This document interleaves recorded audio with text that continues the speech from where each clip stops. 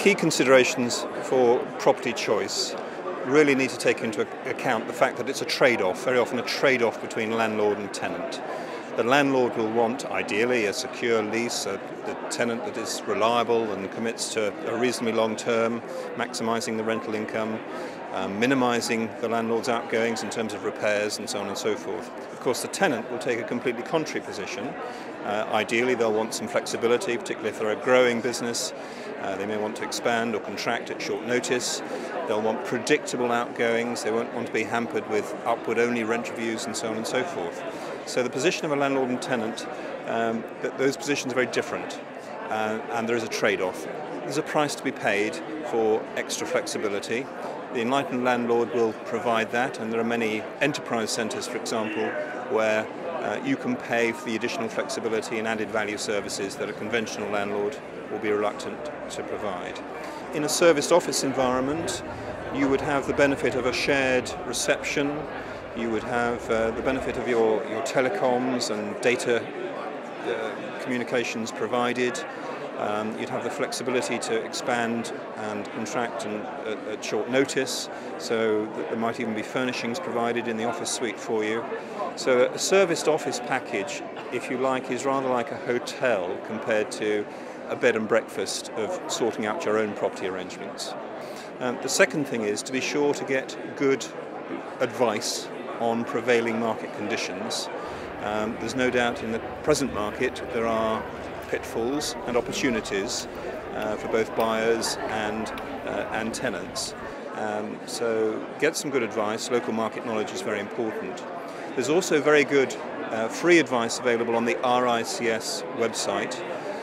If you search for commercial leasing code, for example, on Google, you'll be able to bring up a list of top tips, if you like, for people looking for property and the sorts of things they should be thinking about when taking on the obligations of a lease.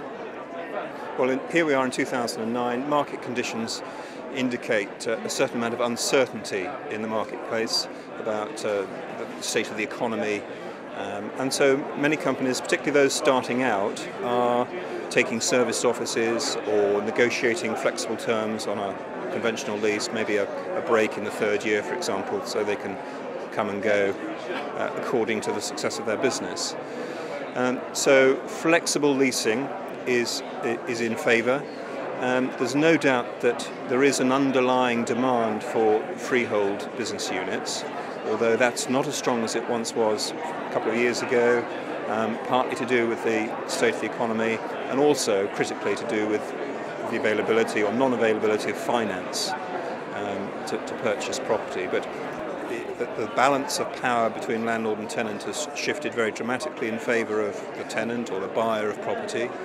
There's been a quite significant fall in commercial property values over the last year. So it's a very good time to be negotiating hard if acquiring a property. That's something that we can help you with. That's certainly something that any chartered surveyor or local property market agent should be able to help you with.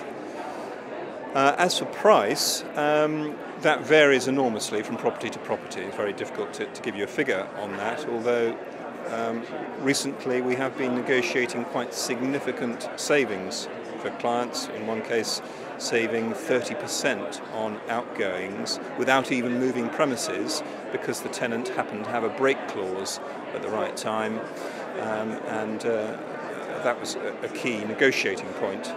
My overarching advice would be to take good advice from a local chartered surveyor or property market agent who really knows their patch and can advise on the localised differences in the market.